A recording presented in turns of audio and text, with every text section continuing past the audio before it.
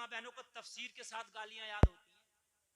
और चुगली तो ऐसी ऐसी चुगली लगा लगा के उसमें बुन बुन के कर देगी। चुगली ऐसी चुगली कर देगी कि एक हुई होगी तो उसके अंदर 20 बेहुई लगा देगी, समझे।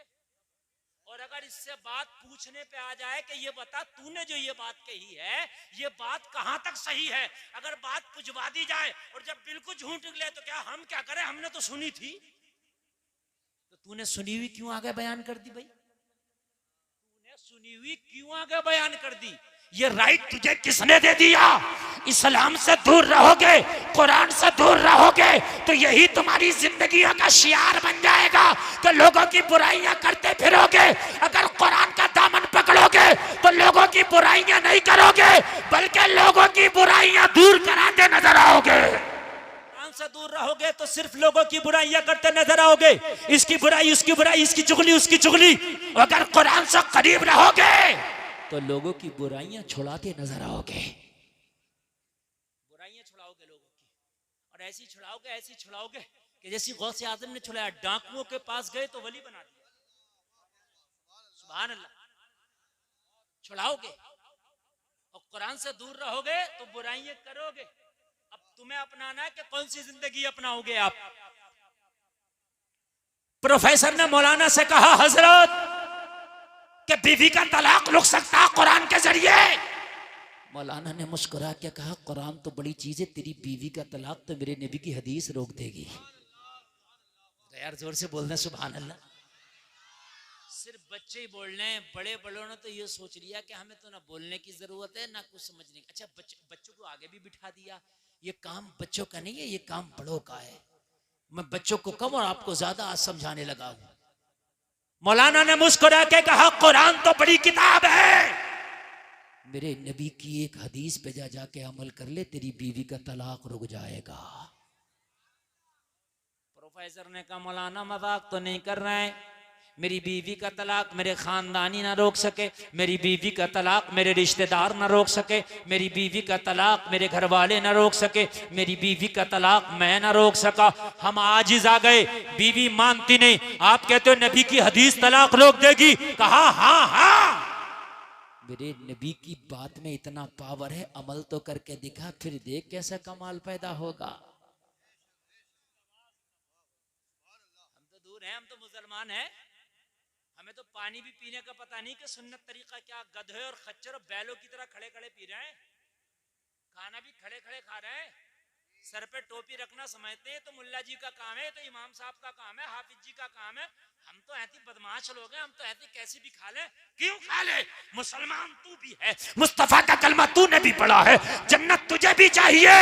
अगर पानी के 2 घूंट भी पीना तो ये देख मेरे नबी का तरीका क्या था पानी पीने का। अगर नबी के तरीके पे तूने पानी पी लिया, सुन्नत की सुन्नत अदा होगी, इबादत की इबादत हो जाएगी। मौलाना ने कहा, घर चला जा, तेरी बीवी का तलाक रुक जाएगा। कहने लगा, हजरत वो नबी की हदीस तो बताएं। कहा, जा मेरे नबी के सुन्नत तरीके पे बस खाना खा लेना। क्या कर लेना, किस तरीके पर खा लेना खाना, जोर से बोले, सुन्नत तरीके पर। नबी के सुन्नत तरीके पर अगर तूने खाना खा लिया तो तेरी बीवी का तलाक रुक जाएगा। तो कहने लगा, हजरत मुझे बता भी तो दे, मैं प्रोफेसर जरूर हूं, मैंने दुनियावी तालीम जरूर हासिल की है, मगर अभी नबी का सुन्नत तरीका खाने वाला मुझे याद नहीं है। तो मौलाना ने कहा, सुन, घर जाना और घर जाने के बाद में तू खाना तन्हा ना खाना, अपनी बीवी को साथ में लेके खाना खाना, इसलिए कि मिल के खाना खाना मेरे नबी की सुन्नत है। पहले लोग मिल के खाने खाते थे, आपस में मोहब्बतें होती थी। पहले लोग एक बड़ा तबाक होता था, उसके अंदर मिल के 5-4 लोग खाना खाते थे, मोहब्बतें होती थी। अब तो अलग अलग चल रहा, अब तो डिस्पोजल चल रहा, खाओ फेंक दो। मोहब्बतें भी ऐसी चल रही हैं, मिलो बात खत्म। पहले होती थी मोहब्बतें, अब नहीं है, सब खत्म हो गई। कहा, मिल के खाना खाना, बगैर बीवी के खाना नहीं खाना। पता चला अपने घर में हो तो मिल के खाना खाओ, बीवी है तो बीवी के साथ खाओ, माँ है तो माँ के साथ खाओ, बाप है तो बाप के साथ खाओ, बहन है तो बहन के साथ खाओ, भाई है तो भाई के साथ खाओ, औलाद है तो औलाद के साथ खाओ। मगर ये मुआशरा उल्टा है। हम दुनिया के साथ खाएं कोई बात नहीं, अगर कोई बीवी के साथ खाने लगे तो कहते जा ये मियाँ ये जोरू का गुलाम हो गया। अरे मियाँ किसी गैर के साथ थोड़ी खा रहा, अपनी बीवी के साथ खा रहा। अम्मी आयशा फरमाती हैं कि मैं जिस कटोरे से पानी पीती थी मुस्तफ़ा उसी कटोरे से पानी पीते थे।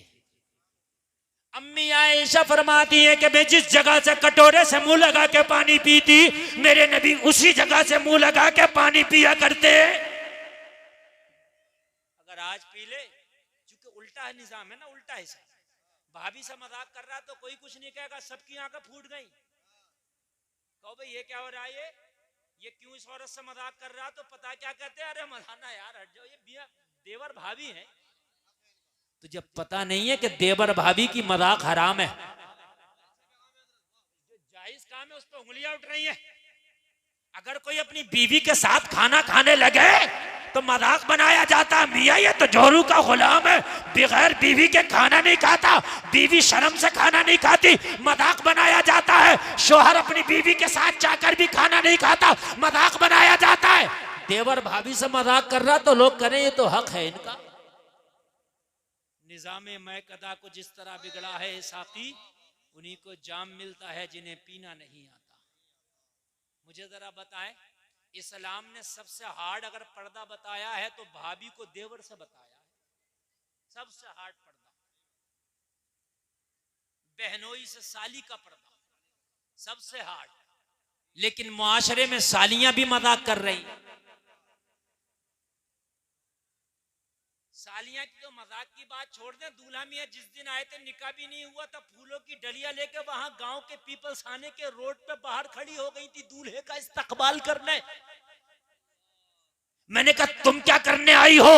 कहा दूल्हे का इस्तकबाल करने आई है, पूरे मोहल्ले की लड़कियां आई हैं, हम तो डूबे हैं सनम, तुम्हें भी ले डूबेंगे, खुद तो डूब ही रही हैं। पूरे मोहल्ले की लड़कियों को जाके वहां खड़ा कर दिया। कोई मना भी तो नहीं करता, कहते हैं लड़कियां इस्तकबाल करेंगी, तुम क्या मर गए? तुम इस्तकबाल करो ना। अरे लड़कों का इस्तकबाल, दूल्हे का इस्तकबाल लड़के करें, मर्द करें।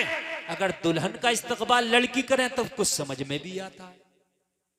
दुल्हन का इस्तकबाल लड़की कर रही है कोई बात नहीं, समझ में भी आता है, लेकिन दूल्हे का करती हैं लड़कियां, अजीब मसला है। कहा सुन्नत के मुताबिक खाना खाना, कहा कैसे? कहा बीवी को साथ में लेके, सर ढाक के, दस्तरखान बिछा के। जो मोटी मोटी सुन्नत है ना खाने की बता दिया, जा तेरा तलाक रुक जाएगा। घर गया, बीवी ने देखा आ गया प्रोफेसर। कहा प्रोफेसर साहब तलाक कब देंगे? कहा 3 दिन की मोहलत दे दो। कहा 3 दिन के बाद? कहा 1 मिनट की मोहलत नहीं मांगूंगा, तेरे मुताबिक तुझे तलाक दे दूंगा। कहा जहां तेरे साथ इतने साल गुजारे हैं तो 3 दिन तो कांटों पे भी गुजार लूंगी, कोई बात नहीं, लेकिन 3 दिन के बाद कोई हीला बहाना नहीं चलेगा।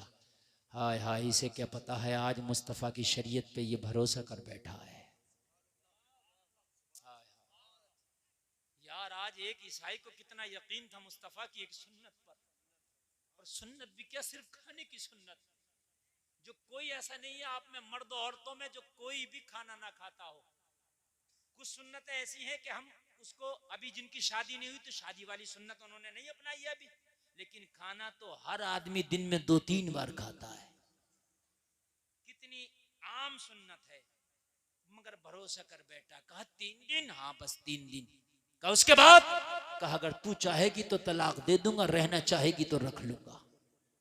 कहने लगी मुझे मंजूर है तेरी शर्त,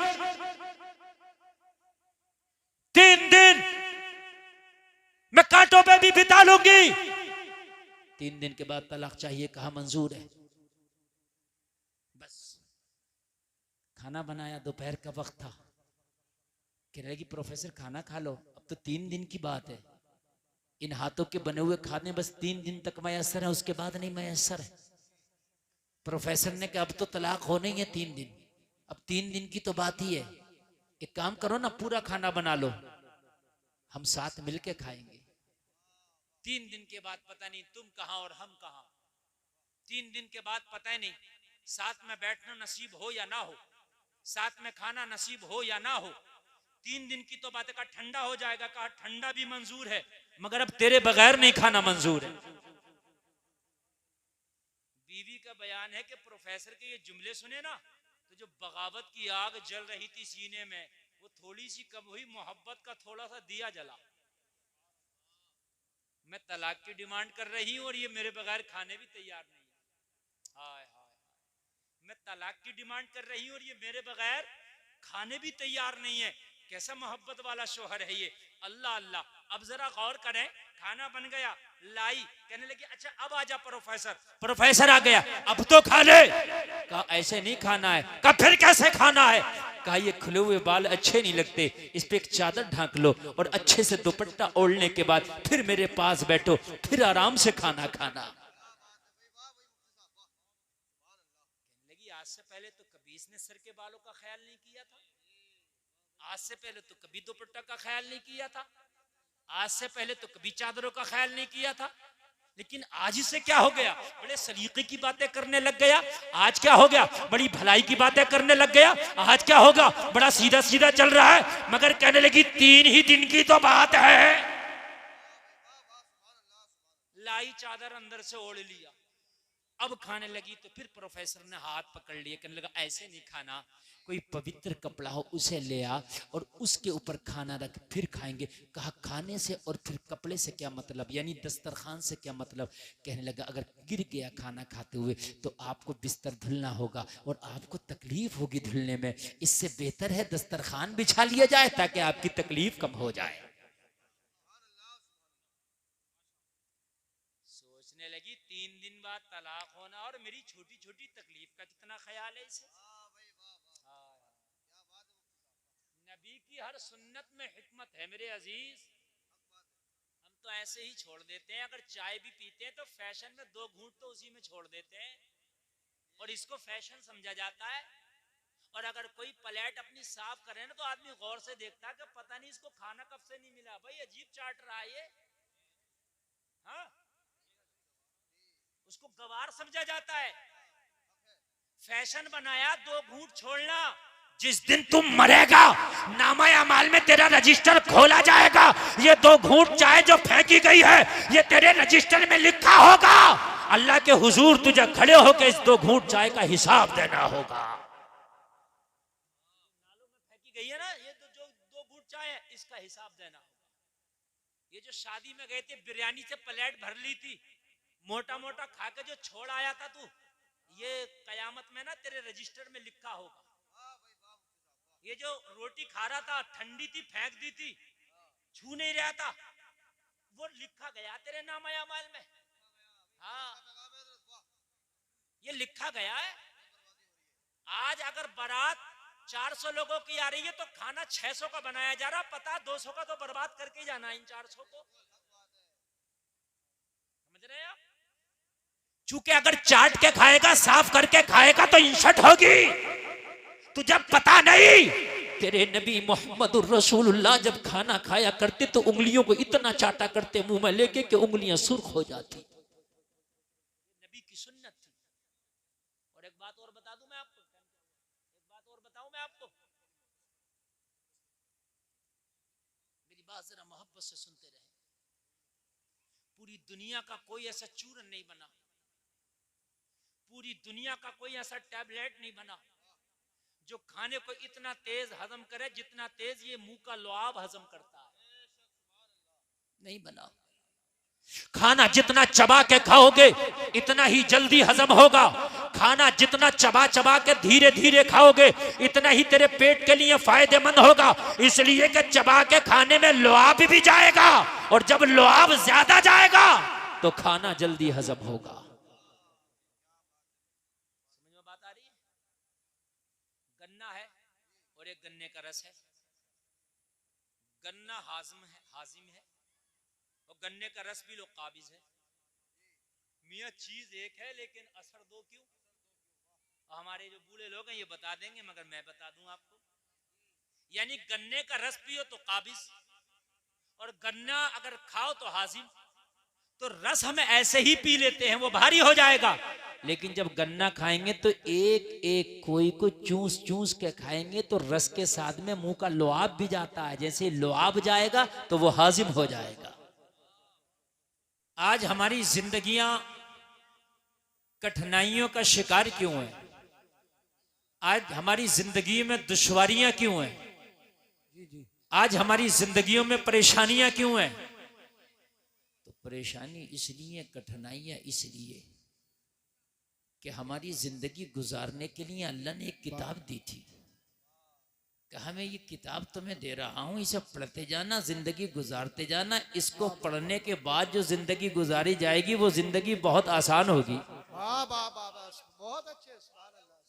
और वो किताब का नाम आप खूब जानते हो, उसको कुरान कहा जाता है। बेशक बेशक, क्या बात है। वो कैसी किताब है? पूरी दुनिया में कोई किताब ऐसी नहीं बनी कि जिसमें कोई बात एक बार लिख दी जाए और वो अटल हो जाए, इधर उधर ना हो, शक की गुंजाइश ना हो। कभी तो ऐसा होता है किताब कुछ कह रही है, हकीकत कुछ कह रही है। लेकिन कुरान ऐसी किताब है, 1400 साल पहले अल्लाह ने जो उसमें उतार दिया, जो कुरान ने कह दिया वही हो कह रहा। तिल बराबर इंच बराबर नहीं बदला, जो कुरान ने कह दिया वो होके, जोर से बोले, वो होके। कुरान से इधर उधर जो आप भटकोगे जिंदगी भटक जाएगी। दुनिया कांटों का बन है। आला हजरत कहते हैं शहद दिखाए जहर पिलाए। ये दुनिया बड़ी मीठी लगती है, बड़ी प्यारी लगती है, बड़ी सुंदर लगती है, बड़ी लाजवाब लगती है, बड़ी रंग रंगीलियों वाली लगती है, मगर आला हजरत कहते हैं ये दिखाती शहद है, पिलाती जहर है। बहुत अच्छे। दिखाती शहद है, पिलाती जहर है। आला हजरत कहते हैं इस मरी हुई पे ललचाना नहीं, इसलिए कि दुनिया जो है ये बड़ी बेमुरव्वत है, बड़ी मतलबी है। दुनिया ऐसी है कि जिसके साथ कितनी भी भलाइयां कर दो, अगर आप उसकी एक बात ना मानो तो सब पे पानी फेर देता, जा तुझे भी देख लिया यार। आप 100 भलाइयां करो उसके साथ और एक उसकी बात ना मानो, वो आपसे रात के 2 बजे कहे चलो रामपुर चलने, आपको भी मुझे सर्दी लग रही, मैं नहीं जाऊंगा, जा तुझे देख लिया यार। ये है दुनिया। क्या है ये दुनिया। और अल्लाह वो है, उसकी 100 मर्तबा आप नाफरमानी करते हैं और फिर भी वो कहता है मेरा बंदा। जी वाह वाह वाह, क्या बात है, क्या बात है। फिर भी वो कहता है मेरा बंदा, मेरा बंदा। मदीने के आका वो हैं कि उनकी शरीयत को हम ठुकराते हैं, अमल नहीं करते उनके हकाम पर, फिर भी कहते हैं रब्बे हबली उम्मती। बेशक बेशक। फिर भी कहते हैं रब्बे हबली उम्मती। जो जिंदगी में हमारी जवाल आया है, जो हमारी जिंदगियों में परेशानियां आई हैं, सबसे बड़ी चीज ये है कि कुरान जो हमारे लिए एक ज़ाब्ता-ए हयात था, हमने उसे छोड़ा। नबी की जिंदगी कि जिन्होंने कुरान पे प्रैक्टिकल करके बताया जिंदगी ऐसे गुजारी जाती है। कुरान में थ्योरी है, कुरान में क्या है? थ्योरी है, बता दिया गया कुरान में। कुरान में कहा अकीमुस्सलाह, नमाज पढ़ो, कायम करो नमाज, थ्योरी है ये, कह दिया गया। कैसे पढ़े? नबी ने प्रैक्टिकल करके बताया, ऐसे पढ़े, कयाम ऐसे होगा, रुकू ऐसे होगा, सजदा ऐसे होगा। भाई बात है कि नहीं है? तो कुरान और नबी की जिंदगी को मजबूती से पकड़ना पड़ेगा अगर चाहते हो कि जिंदगी आसानी से गुजरे। और आज किसी से भी बात करो, को भी कैसे, तो वैसे तो कह देगा ठीक है मजे आ रहे हैं, लेकिन उससे सच में पूछना, अकेले में रखा ना, सही बता यार कैसी गुजरे, कहेगा मौलाना बड़ी परेशान। जी जी। हमने नेता लोगों से पूछा तुम बताओ कैसी गुजर रही है? भाई तुम तो मंत्री बन के, मौलाना बड़ा ही परेशान हूं, अपोजिट बिल्कुल जीने नहीं दे रहा, और ये जो कुर्सी है ना ये भी छीनने फिर रही है। जी जी। सही बता रहा हूं मैं। मालदार से पूछो, वो भी कहता मौलाना सुकून नहीं है, हकीकत बता रहा हूं। और से पूछा भाई तू बता, कहने लगा मौलाना क्या बताऊं, यकीन मानना यकीन मानना, मेरे अपने भी मुखालिफ हैं, मेरे गैर भी मुखालिफ हैं, जीना दुश्वार और हराम कर दिया। वाह वाह वाह सुभान अल्लाह। मैंने डॉक्टर साहब से पूछा आप तो मजे में हो गए भाई, 2-2 हजार की फीस ले लेते हो, 1 मिनट देखते हो मरीज को नुस्खा लिखने का, और प्लस दवाई पे भी आपको मिलता है परसेंटेज, वो तो एमआरपी पे दे देगा मेडिकल वाला, लेकिन उसका जो कमीशन मिलेगा वो आप पे फिर आता। अल्ट्रासाउंड कराएगा तो उसका भी आप पे आएगा, खून की जांच कराएगा, खून इसका निकलेगा, पैसा आपको मिलेगा रिटर्न। जी जी जी मजे ही मजे हैं। तो डॉक्टर साहब ने कहा मौलाना बड़ा परेशान हूँ, नींद की गोलियां खा खा के सो रहा हूँ रात को। जी जी। हकीकत बात है मेरे भाई, ये सब कुछ हमने देखा यार, फिर सुकून कहाँ है? हमने देखा कि जिनके पास कुर्सियां उन्हें सुकून नहीं, जिनके पास जमींदारे उन्हें सुकून नहीं, जिनके पास मालदारी उन्हें सुकून नहीं, जिनके पास पैसा उन्हें सुकून नहीं, जिनके अकाउंट भरे पड़े उन्हें सुकून नहीं, जिन्होंने बड़ी बड़ी डिग्रियां कर ली उन्हें सुकून नहीं, जिनके पास बड़े बड़े पद हैं उन्हें सुकून नहीं, जिनके बड़े बड़े ओहदे उन्हें सुकून नहीं। तो यार सुकून है किधर? वाह वाह वाह सुभान अल्लाह सुभान अल्लाह। हर आदमी सुकून देख रहा ना, हर आदमी सुकून ढूंढ रहा। ऑपरेटर साहब थोड़ा आवाज और बढ़ाएं और इसका बेस बढ़ाएं, आवाज भारी करें, मैं भी सुकून ढूंढ रहा हूं। जी जी अच्छा मैक बोल रहा, बहुत अच्छा मैक बोल रहा, माशाल्लाह। तो हर आदमी सुकून चाहता है। आदमी घर में 1 करोड़ रुपए लगाता है सुकून मिल जाए, बेहतरीन महंगी कार लाता है सुकून मिल जाए। अरे बोलो है कि नहीं है?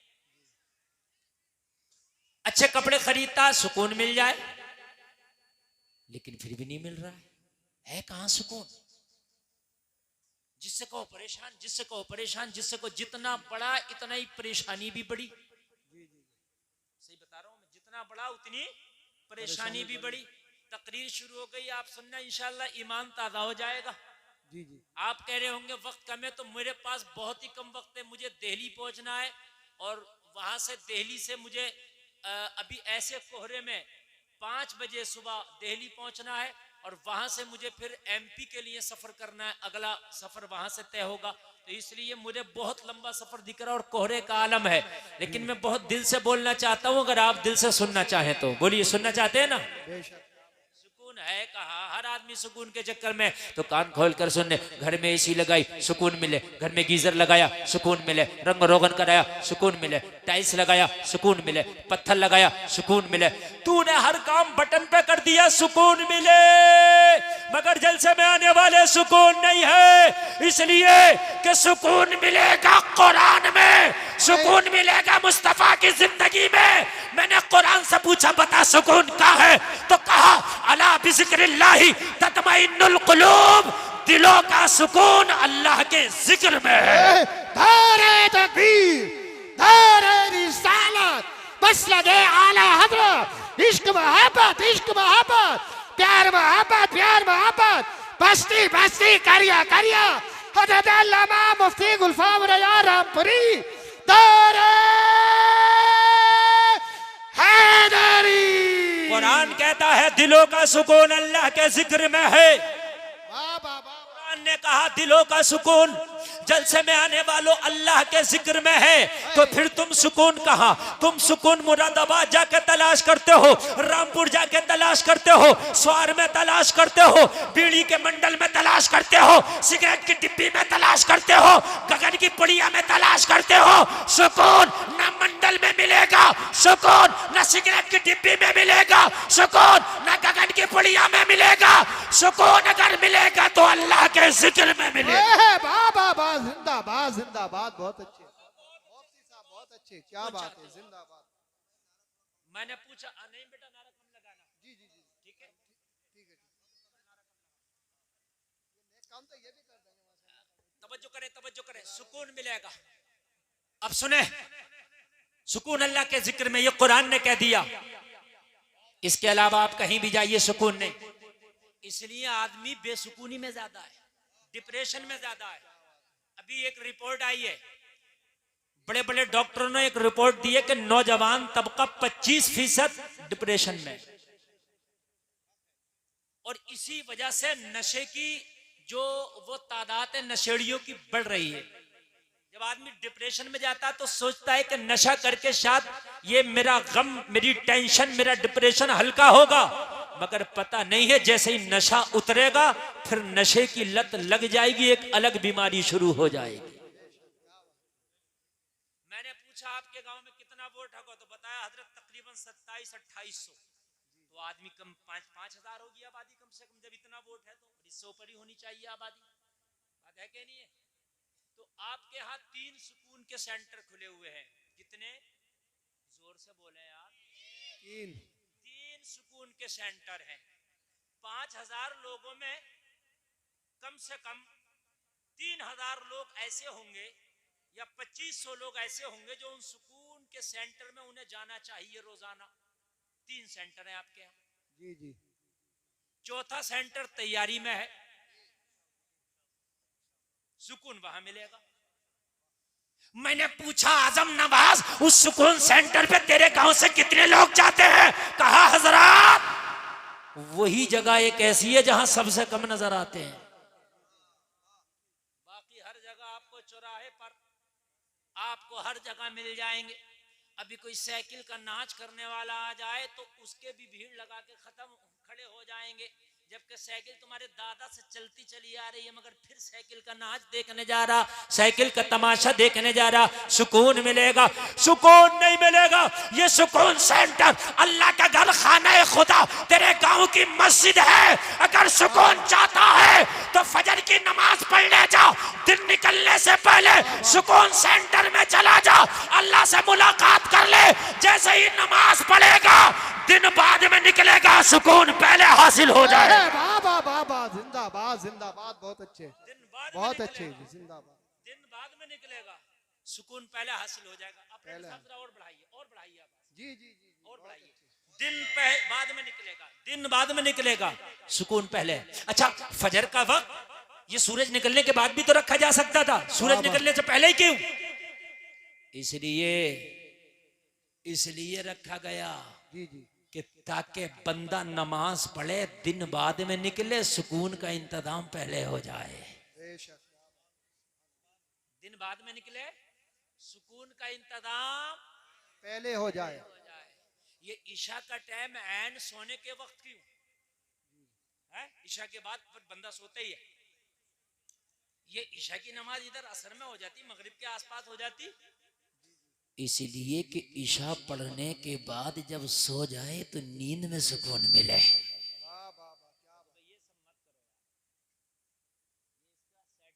कायदे से करो, बढ़िया ठोक ठाक के चलाओ। सुकून यहाँ है, सुकून। लेकिन सुबह फजर में देखना मुश्किल से 4, बड़ी सर्दी है, रजाई को देखेगा कोहरे को, रजाई ऊपर डालेगा, बहुत सर्दी। और तुझे पता है अभी अगर इसका कोई काम हो तो इससे ज्यादा कोहरा हो, मोटरसाइकिल में किक मारेगा और ये नजर आ रहा होगा इधर नैनीताल के जंगलों में। क्यों भाई, अब कोहरा नहीं था? अरे मौलाना तुम्हें पता नहीं है, अगर जरा सा भी लेट हो जाता तो काम हाथ से निकल जाता। तुझे काम आया तो तू इधर स्वार के जंगलों में घूम रहा, तुझे न रात नजर आ रहा न दिन नजर आ रहा, लेकिन नमाज के लिए तुझे कोहरा दिखता है।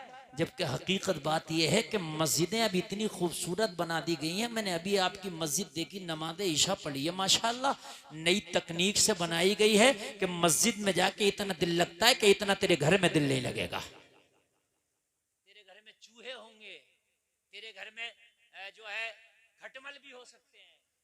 अरे घर में कुछ भी हो सकता है यार, तेरे घर में बीवी का झगड़ा, तेरे घर में भाइयों का झगड़ा है ना, लेकिन मस्जिद में कुछ नहीं, सिर्फ मस्जिद में सुकून ही सुकून है।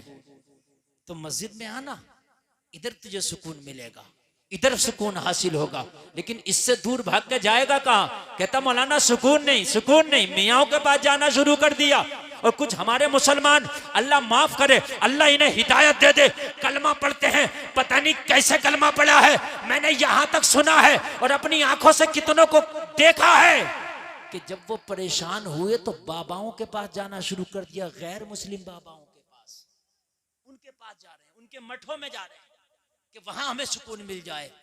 खुदा की कसम तुझे सुकून कहीं नहीं मिलेगा। अगर सुकून चाहता है तो तुझे मुस्तफा की जिंदगी में मिलेगा। बात बताऊं मैं यार, जब गैर को सुकून हासिल करना होता, खुदा की कसम वो इस्लाम के करीब होते हैं कि यार सुकून इधर मिलेगा, और तू है इस्लाम से दूर भाग के सुकून हासिल करना चाहता है, नहीं मिलेगा। एक बहुत बड़ा ईसाई प्रोफेसर है, बहुत काबिल है, दुनिया की तालीम बहुत ज़्यादा उसके पास है। जलसे में आने वालों ज़रा दिल के कानों से सुनना, लेकिन घरेलू मामले में गिरफ्तार हो गया, बीवी से झगड़े का शिकार हो गया। और आपको मालूम है इंसान पूरी दुनिया से मुकाबला कर सकता है, पूरी दुनिया से पंगा ले सकता है, लेकिन अगर घर में खाना जंगी हो जाए, अगर बीवी से उसका झगड़ा हो जाए, तो उसकी जिंदगी नर्क बन जाती है, उसकी जिंदगी जीते जी जहन्नम बन जाती है। इसलिए कि बीवी से कैसे दूरी इख्तियार करे, बीवी लाइफ पार्टनर है, बीवी शरीके हयात है, बीवी से दूरी इख्तियार नहीं कर सकता। बीवी से झगड़ा हुआ, बीवी से इख्तलाफ हुआ, लोगों मजहबन ईसाई है, बीवी जलाल में आई, कहने लगी तेरे साथ नहीं रहना, तलाक चाहिए। ये पढ़ा लिखा आदमी था, इज्जतदार आदमी था, प्रोफेसर आदमी था, चाहता था कि अगर बीवी का तलाक हो गया तो माशरे में बेइज्जती होगी। तलाक होने से बेइज्जती भी होती है ना यार, ये मामला घर का घर में निपट जाए और ये बीवी यही मान जाए, और मामला थोड़ा सा चाहिए मुझे कह सुन ले, लेकिन ये यही तलाक तक नौबत ना आए, यही निपट जाए। लेकिन आपको मालूम है अगर मोहतरमा अपनी जिद पे आ जाए तो फिर मान के किसी की नहीं देती, मान के नहीं देती है। फिर ये टेढ़ी पसली से पैदा है ना, ये इनको आप चाहो कि सीधा कर दें तो ये टूट सकती हैं मगर सीधी नहीं होंगी, ये समझना जरूरी है। आज मेरे भाई 60% तलाकें हो रही हैं, किस बुनियाद पर? जरा सा झगड़ा हुआ, वो कह रहा देख खामोश हो जा, देख मान जा। अच्छा ना खामोश हुई तो क्या कर लेगा तू? बस यही काम खराब होगा, बस वो यही करता है, फिर तलाक ही देता है। और क्या करता है? फिर कहता है कि हजरत गुस्से में दे दिया था मैंने, है ना। फिर मोहतरमा को भी समझ में आ गया ये नहीं होना चाहिए था, उन्हें भी समझ में आ गया नहीं होना चाहिए था। फिर भागते मौलवी साहब के पास, हजरत ये बताइए हमने तलाक गुस्से में दे दिया था, हो गया। मेरे प्यारे, मोहब्बत में कौन तलाक देता? गुस्से में ही तो तलाक होती है। अब पछता रहा है, अब पछता रहा। देने से पहले मौलवी से पूछता हजरत बीवी बहुत झगड़ा करती है, क्या करूं? तो मौलाना रास्ता बता देता। अरे बात समझ में आ रही है? एक शख्स की बीवी ने कहा भाई कान खोल के सुन ले, शरीयत के हिसाब से जिंदगी गुजरी। कहा ठीक। बोली तेरे अब्बा तेरी अम्मा ना मेरे वो बाप है ना मेरी माँ मेरे सास ससुर है, वो शरीयत मुझे मजबूर नहीं करती है कि मैं उनकी खिदमत करूं, मैं नहीं करूंगी। लगा यार मेरे बाप हैं, बूढ़े हो गए, माँ बूढ़ी हो गई, थोड़ा इनकी तरफ भी रहम कर ले, खिदमत कर ले। करने लगी शरीयत बता रही हो तो बता, तेरे माँ बाप है, मैं अखलाकन कर लूं तो ठीक है, ना करूं तो कोई बात नहीं। बात सही है। अगर औरत अपने बच्चे को दूध भी ना पिलाए तो औरत मर्द के ऊपर जिम्मेदारी है कि वो उसको दूध पिलवाए, चाहे मुआवजा दे के पिलवाए। यार बड़ा परेशान आज का होता, तलाक दे बैठता। मगर ये आदमी होशियार था, चलो किसी मौलवी से मिलते हैं। हजरत के पास गया, हजरत घर बिगड़ने वाला है, शादी की थी के बूढ़े माँ बाप को 2 रोटी टाइम से मिला करेंगी, मगर अब वो जो मिल रही थी वो भी खत्म हो गई। वो कह रही है तुम्हारे माँ बाप है, तुम करो, मैं क्यों करूं? मौलाना ने कहा कह तो सही रही, मगर काश अगर कोई अपने मामले में मौलाना के पास जाओ तभी तो तुम्हारे मामलात आसान होंगे। तुम मौलाना के पास बाद में जा रहे हो, वकील साहब के पास पहले जा रहे हो, दरोगा जी के पास पहले जा रहे हो, थानेदार साहब के पास पहले जा रहे हो, और रिश्तेदार कह रहे हैं हटेंगे नहीं, टेंशन मत लियो, लगाओ इतने मुकदमे, घर बनने ही ना दे रहा। अभी एक मीटिंग हुई में डीएम के, उसमें तमाम अधिकारी थे, डीएम भी था, तो उसने खुद कहा, बोला 90% जो मियाँ बीवी के मुकदमे हैं वो खुद तो मान जाए, मगर ये जो लिवाहिकीन है ये नहीं मानने देते। हटना मत पीछे, 2 लगा दो, दहेज प्रथा और लगा दो। मुकदमे यार अगर कोई मामला है तो समझाओ आपस में, मामलात को बिगड़वाओ मत, मामलात को बनवाओ। मौलाना ने कहा ठीक तो कहती है, तो कहा हजरत ठीक तो कहती है, लेकिन माँ बाप बूढ़े, उन्हें कौन देगा रोटी पका के? तो कहने लगे हम बताएंगे उसका तरीका है तो हम। तो बोला हजरत बता ही दे। तो कहना एक काम करो, दूसरा निकाह कर लो, शरीयत उसकी इजाजत देती है। और बीवी से जाके कहना आप सही कह रही थी, शरीयत ने आपको मजबूर नहीं किया कि मेरे बाप बाप की खिदमत करो, आप मत करें, मैं एक और निकाह कर लेता हूं, वो मेरे माँ बाप की खिदमत करेगी, तुम मेरी खिदमत करना। शरीयत ने इजाजत दी है और उसे मना करे तो फिर तुम कहना आप गलत हो, इसलिए कि आप कह रही हो कि शरीयत हमें मजबूर नहीं करता तुम्हारे माँ बाप की खिदमत करने पर, तो फिर शरीयत हमें भी तो इजाजत दे रही है ना। कहने लगे ठीक है, गए बीवी से बोले कोई बात नहीं, आप मेरे वालिदैन की बिल्कुल देख रेख ना करें। बोले ठीक है, शरीयत तो इजाजत दे रही है, हाँ हाँ, लेकिन बोले ऐसा मैं मौलाना साहब से मसला पूछ रहा हूँ, एक निकाह और कर रहा हूँ। कहने लगे क्यों? कहने लगे वो मेरे माँ बाप की खिदमत किया करेगी। कहने लगी मैं हट्टी कट्टी किस लिए हूं, मैं मर गई क्या? मैं हूं तो मुझे बताएं कब गर्म पानी होना, कब ठंडा पानी होना, कब खाना खिलाना, दूसरे निकाह की जरूरत क्या, मैं हूं ना।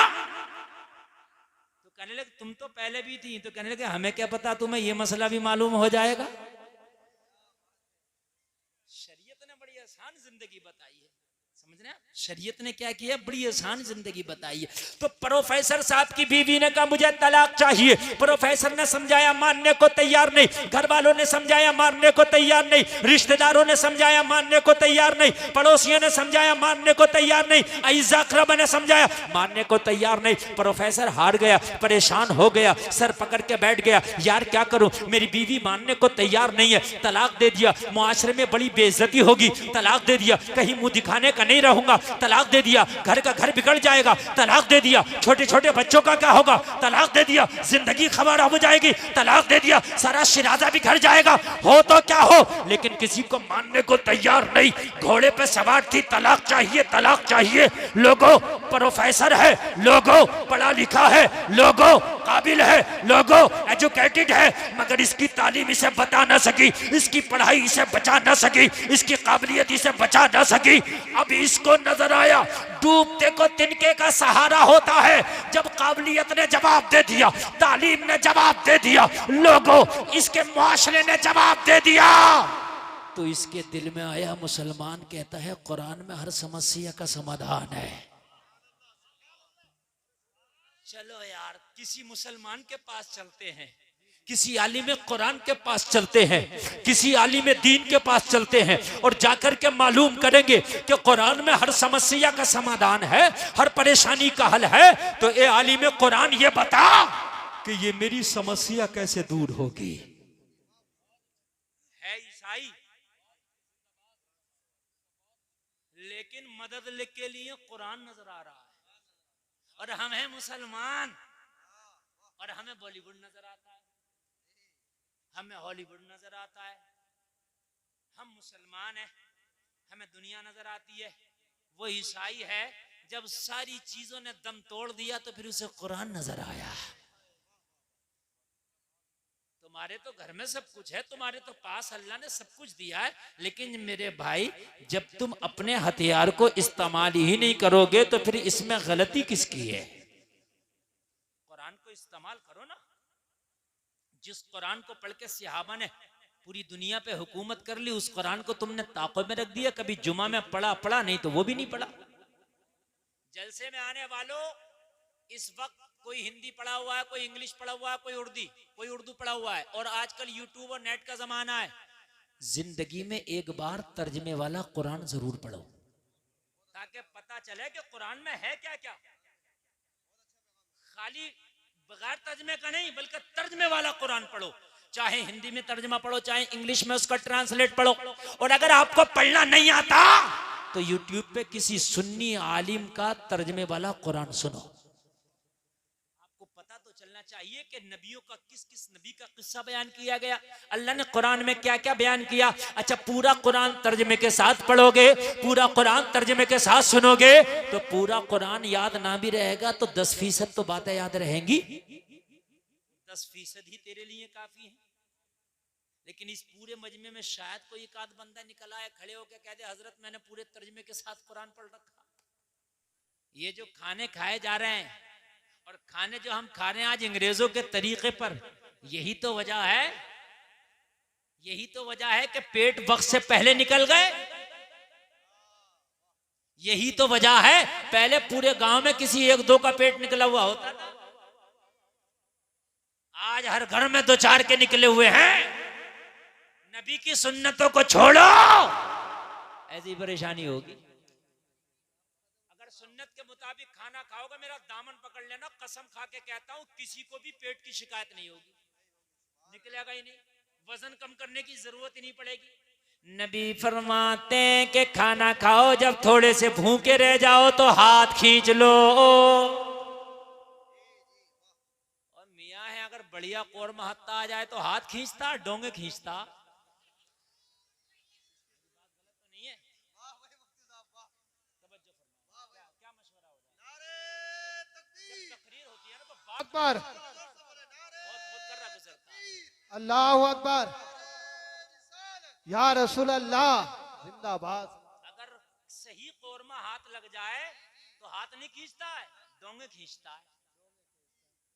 हाँ मेरे अजीजों, ज्यादा खाना कमाल नहीं है, कम खा के हाथ खींच लेना ये कमाल है। ये रात को नींद भी सुकून से आएगी, वजन भी नहीं बढ़ेगा। अब खा उल्टा सीधा रहा, फिर वजन कम करने की दवाई खाना कि वजन कम हो जाए। सुन्नत को छोड़ोगे तो ऐसी परेशानी होगी। ये सुन्नत है, समझे आप? लेकिन कौन सुन्नत को अदा कर रहा मियाँ भाई? कौन देख रहा सुन्नत किधर है? जो हाथ लगा, जितना हाथ लगा, जैसे हाथ लगा खा लिया। पकौड़ी हाथ लगी, पकौड़ी उड़ा दी। फ्राई हाथ लगी, फ्राई नहीं छोड़ी। कौरमा हाथ लगा, वो भी बिरयानियां फाड़ दी। कह रहा मौलाना एसिडिटी नहीं जा रही है, लीवर फैटी हो गया। खुदा की कसम, मुस्तफा की सुन्नत पे तो आ। अगर तेरे मुकद्दर में बीमार होना होगा तो मैं कह नहीं सकता, लेकिन अगर मुस्तफा की सुन्नत के मुताबिक तूने खाना अपना लिया तो तेरी सेहत भी बनी रहेगी, इबादत भी तेरी बनी रहेगी। नारे तकबीर, सेहत भी लाजवाब, नारे रिसालत, दोनों चीजें लाजवाब। सुन्नतों के तो यार मामले ही लाजवाब। जितना खाना तुम्हारे सामने आ जाए वो खाना तुम्हारे लिए जरूरी है, तुम्हारे नामा अमाल में लिख दिया जाता है। जब टेबल पे खाने के लिए बैठो, दस्तरखान पे खाने के लिए बैठो तो उतना ही निकालो जितना खा सको, उतना ना निकालो कि जितना खा ना सको, इसलिए कि क़यामत में इसका हिसाब देना है। जो छोटे छोटे जर्रे आप अपनी प्लेट के साफ कर ले तो वो दुआ करते हैं, या अल्लाह इसने हमें फिकने से, नाले में जाने से बचा लिया, ये परवरदिगार तू इसकी बख्शिश फरमा देना। ये वो छोटे छोटे जर्रात दुआएं करते हैं। प्रोफेसर ने कहा दस्तरखान बिछा ले। लोगों, बीवी ने दस्तरखान भी बिछा लिया, अपने सर पे चादर भी रख लिया। अब जरा गौर करो, गौर करो। खाना खाने के लिए हाथ बढ़ाया तो प्रोफेसर का लोगों तरीका देखो। उसने सबसे पहले जो बीवी की प्लेट थी उसमें खाना निकाल के पेश किया। पहले आप तनावुल फरमाए, पहले आप खाना खाएं। बीवी देखती जा रही है, हैरत में पड़ गई। मैंने 3 दिन की डेट रख दी है, 3 दिन के बाद ये मुझे तलाक दे देगा, मुझे तलाक लेना है। लेकिन मोहब्बतों का आलम यह है कि मेरे बगैर खाने तैयार नहीं है, पहले मुझे खिला रहा है, बाद में खुद खा रहा है। अगर मैंने तलाक ले भी लिया तो हो सकता है इतना ख्याल करने वाला शोहर मिले या ना मिले, इतनी मुरफ़्फ़त करने वाला शोहर मिले या ना मिले, इतना ध्यान रखने वाला शोहर मिले या ना मिले। बीवी का बयान है, मैंने खाने का लुकमा तो खाया, मगर अंदर से मेरे दिल में जो मोहब्बत का दीप जला था मैं उसे बयान नहीं कर सकती। मेरा दिल मलामत कर रहा था, तू ऐसे शौहर को छोड़ने के लिए चली है कि जो तेरी छोटी छोटी बातों का इतना ख्याल करता है, जो तेरी छोटी छोटी बातों का इतना ख्याल रख रहा है, तू उससे तलाक चाहती है। बीवी का बयान है कि मुकम्मल खाना खा के ना निपटी थी, मेरा दिल भराया, आंखें नम हो गई। प्रोफेसर कहता है रोती क्यों है? कहने लगी रो इसलिए रही हूं, मैं कितनी बेवफा हूं, मैं आज तक तुझे समझ ना सकी, मैं आज तक तुझे पढ़ ना सकी, मैं अभी तक तो तुझे खुद गर्ज समझती थी, मैं अब तक तो तुझे आम इंसान समझती थी, लेकिन यकीनन तू मानवता की बहुत बड़ी मिसाल है। तुझे पता है 3 दिन के बाद तलाक होने वाला है, फिर भी मेरा इतना ख्याल तू कर रहा है। कसम खा के कहती हूँ, जमाना कुछ भी कहे अब तलाक नहीं होगा। सुभान अल्लाह, सुभान अल्लाह। जमाना कुछ भी कहे अब तलाक नहीं होगा, जमाना कुछ भी कहे अब मुझे तलाक तुझसे नहीं चाहिए। अल्लाह अल्लाह, जलसे में आने वालों जरा गौर करना, कहा तलाक नहीं चाहिए, कहा अब तुझसे तलाक नहीं चाहिए, तेरे साथ रहना। प्रोफेसर खाना खा के निपटा और खाना खाने के बाद कह रहा था एक सुन्नत पे अमल कर लो तो होता तलाक रुक जाए, मुकम्मल मजहब इस्लाम पे अमल कर लो तो क्या क्या परेशानी ना रुक जाए। सुभान अल्लाह। अगर एक नबी की सुन्नत पे अमल कर लिया जाए तो होता तलाक रुक जाए। तलाक बहुत बड़ी बात है, बहुत बड़ी बात है मेरे अजीज, तलाक। और अगर मुकम्मल मजहब इस्लाम पे अमल कर लिया जाए तो क्या क्या ना रुक जाए। इसने अपने आप को तैयार किया, बीवी से कहा खाना अगर खा लिया हो तो फिर चलो। कहने लगी कहाँ चले? कहने लगा जिसने दोबारा ये जिंदगी जीना सिखाया है अब उसी के पास चलो। सुभान अल्लाह, सुभान अल्लाह। जिसने तेरे इस नफरत वाले दिल में मोहब्बतों के चिराग जलाए हैं उसी के पास चलो। बीवी कहने लगी अब कहाँ लेके जाना चाहता? शाम हुई है। कहने लगा मुझे नींद नहीं आएगी, चलना पड़ेगा। अब बीवी तो इतनी मोहब्बत करने लग गई। प्रोफेसर अगर रात को दिन बोले तो दिन कहे, अगर दिन को रात बोले तो रात कहे। बीवी ने कहा चल।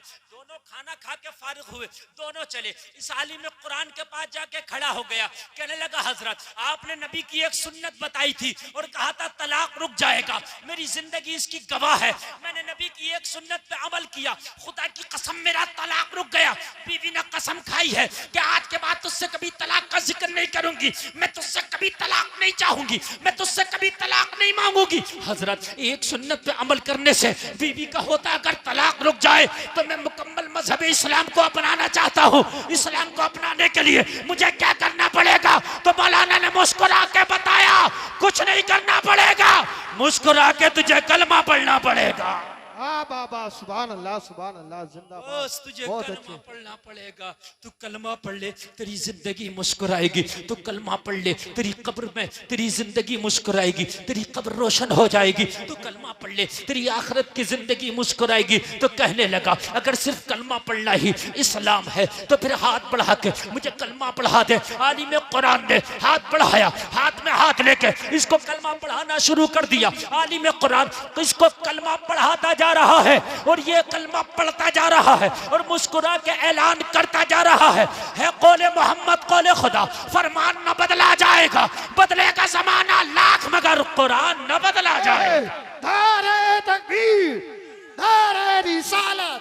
हाथ उठाकर नबी का झंडा लहराकर बोलिए नारे तकबीर, नारे रिसालत। बस लगे आला हजरत, इश्क मोहब्बत, इश्क मोहब्बत। ख्वाजा का हिंदुस्तान, ख्वाजा का हिंदुस्तान, पीपल्स थाने का सुन्नी मुसलमान। नारे हैदरी। जलसे में आने वालों, मुस्तफा जाने रहमत की जिंदगी तुम्हारे लिए बेहतरीन नमूने अमल है। जलसे में आने वालों अपने घरों को जाओ तो कसम खा के जाओ कि अब अगर मुझे रात को अपने बिस्तर पे सोना भी है तो सोऊंगा, बाद में मुस्तफा का सुन्नत तरीका पहले देखूंगा। और अब तो मोबाइल तुम्हारी जेबों में है, तुम्हें कहीं जाने की जरूरत नहीं, मोबाइल पे निकालो सोने का सुन्नत तरीका क्या है और सुनो और सुन्नत तरीके पे सो। अगर खुदा की कसम सुन्नत तरीके पे सो के मर गए तो जन्नत के हकदार हो के उठाए जाओगे। दुनिया की बातों पे बहुत हमें यकीन है मगर खुदा की कसम मदीने वाले मुस्तफ़ा की बात पे जर्रा बराबर हमें यकीन नहीं, जर्रा बराबर भी उस पर अमल नहीं हमारा।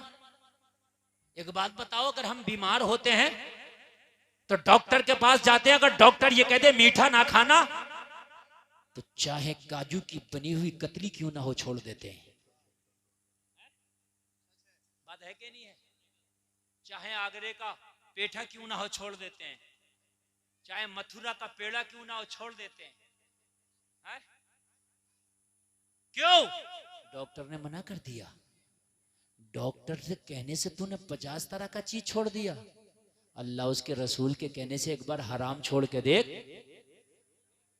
अगर जिंदगी में बाहरें ना आ जाए तो कहना ए बेटे बैठ जाए, बच्चों बैठ। देखो तुमने इनको ना यहाँ बीच में बिठा दिया, और जब तुम बच्चों को बीच में बिठाओगे ना तो ये बच्चे यही करेंगे जो कर रहे हैं, ये शोर मचाएंगे। ये बहुत ज्यादा खतरनाक चीज है। ये बच्चे आपको मालूम नहीं है, ये अच्छे अच्छों की हालत खराब कर देते। इन बच्चों की तरबियत जो है बहुत जरूरी है। अच्छा, बच्चों से ज्यादा मुझे बड़े लग रहे हैं। यहाँ की औरतें तो कम बोल रही हैं, मगर मर्द औरतों से ज्यादा बोल रहे हैं। ऐसा लग रहा है जैसे शादी में कहीं खाना खाने आए। अच्छा, मैक की आवाज आप तक आ रही है कि नहीं आ रही है? पता नहीं कौन सा जादू पड़ के मैक वालों ने इसको बांध रखा, आवाज बिल्कुल मैक की बंधी हुई है। मैं इससे अगर मुंह जरा दूर कर रहा हूं ना तो इसकी आवाज ही नहीं समझ में आ रही है कि आप तक जा रही है कि नहीं जा रही है। रात भी ऐसे ही मैक मिला था, और उन्हीं का भैया बंद बिल्कुल ये भी ऐसे ही मिला है। बढ़ा रहे हैं तो सीटी ले रहा, बस मैक वालों ने पता नहीं कौन सी एक नस पकड़ ली होती है, इनसे को बढ़ाओ तो ये सीटी दिला देते। ठीक, ये नहीं, मैक बंद कर, बंद कर बिल्कुल।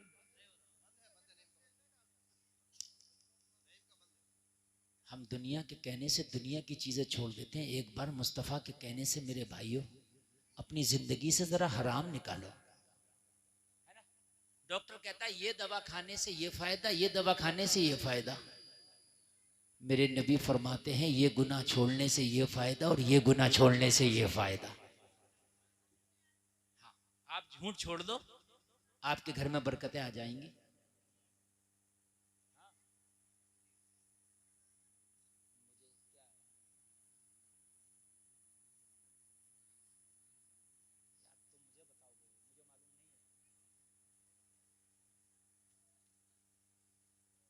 बोलिए सुभान अल्लाह।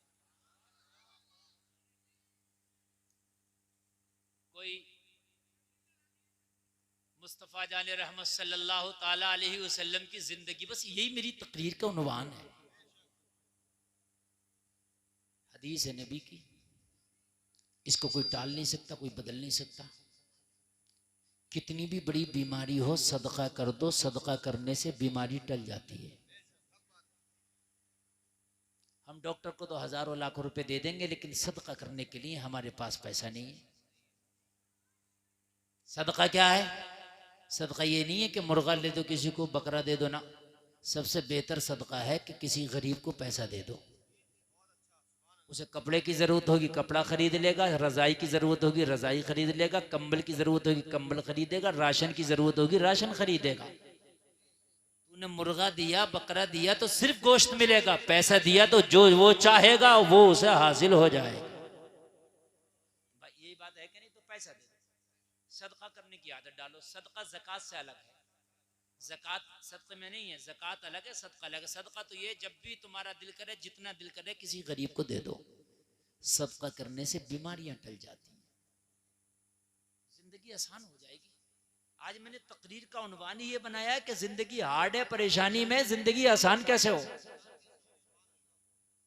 सुकून कहाँ मिलेगा? मैंने बताया कि तुम्हारे यहाँ सेंटर है, मस्जिद है, सुकून की जगह है। ये बीमारियां कैसे दूर हो? सुन्नत पे अमल करो, इंशाल्लाह बीमारियां दूर होंगी। सदका करो, अगर बीमार होगे तो अल्लाह ने अगर चाहा तो सदका करने से बीमारी टल जाए। मिस्र का ना काहिरा, मिस्र की एक राजधानी है। मिस्र एक मुल्क है, उसकी काहिरा राजधानी है। वहां का एक बहुत अमीर शख्स जो कारखानों का, फैक्ट्रियों का मालिक, इत्तेफाक से हार्ट का बीमार हो गया। जब चेकअप कराने के लिए गया तो डॉक्टर ने कहा तू हार्ट का बीमार है, हार्ट का मरीज है, चंद दिन का मेहमान है, ये जो तेरे हार्ट में सुराख है ना ये बढ़ जाएगा और तू एक दिन मर जाएगा। कहने लगा इसका कोई इलाज? कहने लगा अभी तक इसका कोई इलाज नहीं बना। परेशान घर आया, बच्चों ने पूछा बाप अफसरदा क्यों है? कहा डॉक्टर ने मेरी मरने की डेट फिक्स कर दी है। कहा बाप खामोश क्यों है? कहा डॉक्टर ने मेरे मरने की डेट फिक्स कर दी है, चंद दिन का मेहमान हूं, चंद दिन के बाद शायद तुम मेरी कब्र पे आया करो। शायद कब्र पे ना भी आया करो। इतना कह के रोने लगा। होगा क्या है? कहने लगा दिल में जो सुराख था वो पड़ गया। डॉक्टर मना करता इसका कोई इलाज नहीं है। घर वालों ने कहा था तेरी फैक्ट्रियां किस दिन काम आएंगी, तेरे कारखाने किस दिन काम आएंगे। अभी तो काहिरा के हॉस्पिटल के डॉक्टर ने जवाब दिया है ना, इससे बड़ा भी हॉस्पिटल अभी बाकी है, तुझे अमेरिका लेकर के जाएंगे, वहां तेरा इलाज कराएंगे। क्यों परेशान होता है? वहां कोई ना कोई सूरत निकलेगी, वहां एडवांस टेक्नोलॉजी है, वहां निकलेगी। ले गए और वहां जाकर के इसको दिखाया।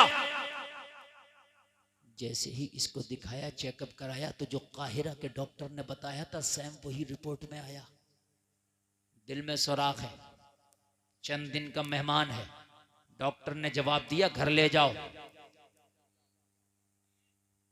नाउमीदी तो फिर बढ़ गई, गम में इजाफा हो गया। एक एक के गले से चिपक चिपक कर रोता था, लिपट लिपट कर रोता था।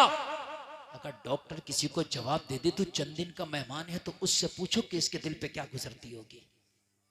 घर आया, सारे मेहमान आए हुए थे खैरियत के लिए, अयादत के लिए। रो रहा था। किसी ने कहा क्यों रोता है? कहा वो जिंदगी की बहारें चली गई। कभी मेरे घर में मेहमान आते थे ना, तो बाजार जाके उनके नाश्ते और खाने का इंतजाम मैं ही किया करता था। वो बहारें चली गई। एक एक से पूछ रहा कि मेरी कब्र पे आया करोगे, कि मेरे लिए कभी साले सवाब भी किया करोगे या भूल जाओगे। आज इसका अपने कारखाने, अपनी फैक्ट्रियां सभी से बेकार नजर आ रही थी। डॉक्टरों ने जवाब दे दिया था, और जलसे में आने वालों अगर कितने भी अमीर हो और अगर डॉक्टर बीमार कह के तुम्हें जवाब दे दे, तो खुदा की कसम अगर बैंक के भी मालिक हो ना, तो हर चीज तुम्हें वीरान और बर्बाद नजर आने लगती है। किस काम की ये बैंक, किस काम के ये पैसे? घर वालों ने कहा इतना तो रोने की जरूरत नहीं है, हौसला रख, चल बाजार चल, तेरा कुछ दिल बहलेगा। मरीज को अगर थोड़ा सा ले जाओ ना तो उसका दिल बहलता है। हमारे यहाँ क्या होता है, अगर मरीज की खैरियत के लिए जाए, उसके सीने पे बैठ के उसकी बीमारी का तस्करा करते हैं। अरे इसी बीमारी में तो हमारे पड़ोस में अभी परसों ही मरे। अब वो बेचारा, अगर उसकी सांसें अब तक ठीक भी चल रही थी ना, तो उसकी सांसें ऊपर नीचे होने लगी। आप क्यों डाले पड़े हो तुम हॉस्पिटल में, क्यों पैसे खराब कर रहे हो? यही बीमारी थी, बिल्कुल अभी परसों ही दफन हुआ, छोटे छोटे बच्चे रह गए। अरे अगर इस बीमारी में मरा भी है तो तू इसके सामने क्यों बयान कर रहा है? इसके सामने तो ये कहना यार तू अच्छा हो जाएगा, अल्लाह ने चाहा तो। ये बीमारी फला साहब को भी थी, हमने उसे भी अच्छा होते देखा, अल्लाह ने चाहा तेरी भी रिकवरी हो जाएगी। अरे दुआओं से तो तकदीर बदल जाती है। उसका दिल तोड़ेंगे और समझ रहे? कहने लगा चल बाहर चल, बाजार में घूमेगा, थोड़ा सा फिरेगा, सैरो तफरी होगी, मन बहलेगा, दिल खुश होगा, तो हो सकता है तुझे जिंदगी की थोड़ी सी उम्मीद नजर आने लगे। कहने लगा हाँ ये बात सही है, लेकिन चलने के काबिल नहीं हूं मैं। तो कहने लगा हम सहारा देंगे ना। बेटों ने सहारा दिया, बाजार ले गए। सोना नहीं है, सोना बिल्कुल नहीं। इसलिए आज का जो मजमा आप लोगों ने बनाया ना, बड़ा खराब बनाया। बच्चे आगे बिल्कुल बिठा लिए और ये सुन के किसी की नहीं दे रहे। कोई किधर देख रहा है, कोई किधर लेटा है। देखो लाल बनियान वाला, देखो कितने मजे ले रहा है। देखो देखो देखो देखो, मतलब ही नहीं है इनसे। ये बिरादरी से मतलब ही नहीं है। हदीस की बात चल रही है, कुरान की चल रही, इससे कोई मतलब नहीं है। समझ रहे? इससे बड़ा डिस्टर्ब होता है। ये मैं बोल रहा हूँ जिगर गुर्दा है, ठीक है। मेरे बाद मुफ्ती साहब आएंगे, वो भी इस चीज को बताएंगे कि हाँ ये आपने गलत किया, डिस्टर्ब कर रहे हैं। या तो फिर बच्चे खामोशी से बैठे। चल बाजार चल, मार्केट चल, थोड़ा सैर तफरी करेगा, तेरा मन बहलेगा, चलो। बच्चों ने सहारा दिया।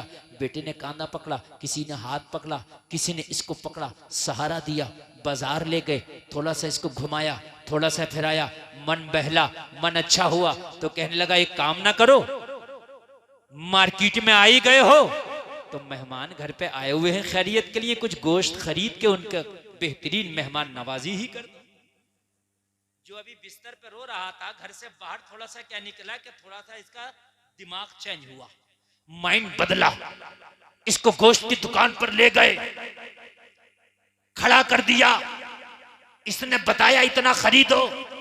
बच्चा जैसे ही दुकान के पास गया तो इसने क्या देखा, एक खातून है जो हिजाब में है, नकाब पोश है, चेहरा किसी को नजर नहीं आता, उसके हाथ में कपड़े का थैला है। गोश्त वाले की दुकान के पास में जो पट्ठों वाला गोश्त वो कसाई काट के फेंक देता ना, वो उसको उठा उठा के अपने थैले में जमा कर रही है। ये बीमार था, तजस्सुस हुआ, जहन में ये सवाल पैदा हुआ, आखिरकार ये खातून क्या कर रही है? इस गोश्त को तो कुत्ता और बिल्ली भी जल्दी नहीं खाते, इस गुदूद और पट्ठे वाले गोश्त को ये उठा उठा के थैला में क्यों जमा कर रही है? इसने अपने एक बेटे को इशारा किया कि जरा इस खातून को मेरे पास लेके आ। बेटा उसके पास बुला के लाया, तुझे मेरा बीमार बाप बुलाता है।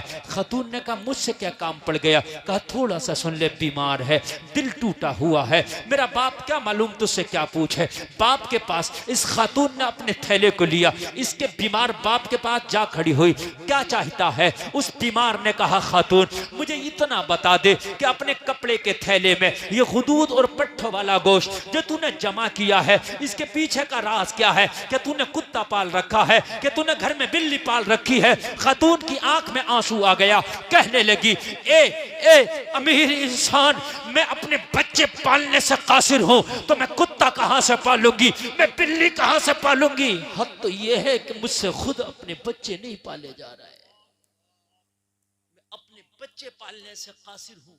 ये तो अमीरों के शौक है कुत्ते और बिल्ली के, हम गरीबों की किस्मत में तो हमारे बच्चे ही अगर पल जाएं तो बड़ी बात है। तो कहने लगी फिर ये गोश्त क्यों जमा कर रही है? कहने लगी बात इतनी सी है कि रात मेरे बच्चे ना पड़ोसी के बच्चों के साथ खेल रहे थे, पड़ोसी के बच्चों ने खेलते खेलते मेरे बच्चों से जिक्र कर दिया आज हमारे यहाँ गोश्त का सालन बना था, बड़ा लजीज था। मेरे बच्चों ने कभी गोश्त का सालन खाया नहीं, मेरी गुर्बत उन्हें कभी गोश्त खिला ना सकी, मेरी गुर्बत ने तो उन्हें फाके दिए, या कभी सूखे टुकड़े या अमीरों के घरों के बर्तन साफ किए, जो बचा हुआ खाना बचा वो लेकर के आई, उसी से मेरे बच्चों की जिंदगी गुजरती है।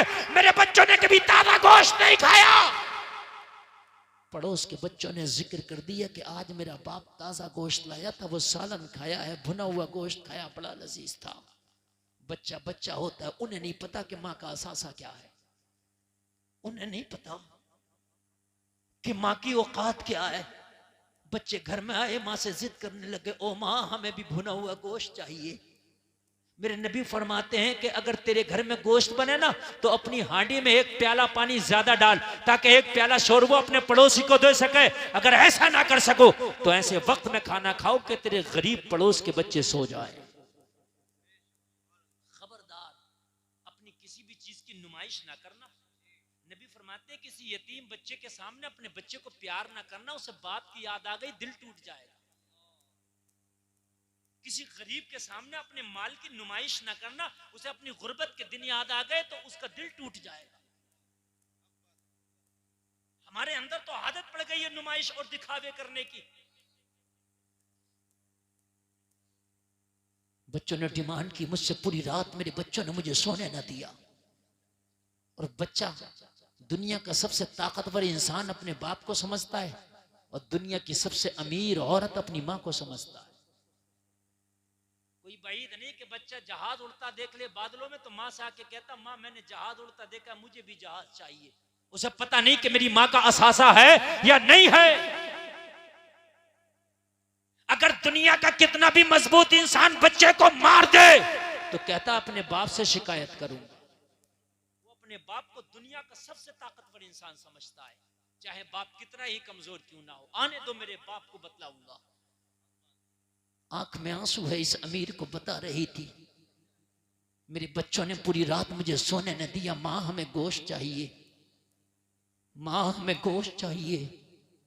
मैं कहां से अपने बच्चों को ताजा गोश्त खिलाती। मेरे घर में तो अक्सर चूल्हा ही नहीं जलता, मेरे घर में तो अक्सर बच्चे फाके से सोते। मेरे घर में तो अक्सर गरीब अमीरों के बर्तनों के जो साफ किए हुए खाने होते हैं ना, वो मेरे बच्चे खा के सो जाते हैं। रात इत्तेफाक से पूरी रात जिद में गुजार दी बच्चों ने। क्या करती माँ, दिल पिघल गया। क्या करती माँ हूं, बच्चों की बात को टाला ना गया।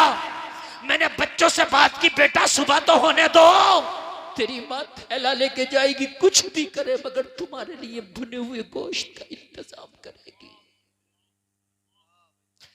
अपने गरीब बच्चों से वादा करके आई थी कि आज गोश्त जरूर खिलाऊंगी, लेकिन जैसे ही थैला लेके मैं घर से बाहर निकली तो खुददार थी, मैं किसी से भीख मांग न सकी। जलसे में आने वालों, उन्हीं को ना दिया करो जो हाथ फैला के मांग लेते हैं। मांगने वाले तो मांग लेते हैं, मगर कितने जरूरतमंद वो हैं जो इस सर्दी में भी बिना गर्म कपड़ों के गुजार लेते हैं, मगर मांगने के लिए उनकी हिम्मत जवाब दे जाती है, उनकी गैरत गवारा ना करती।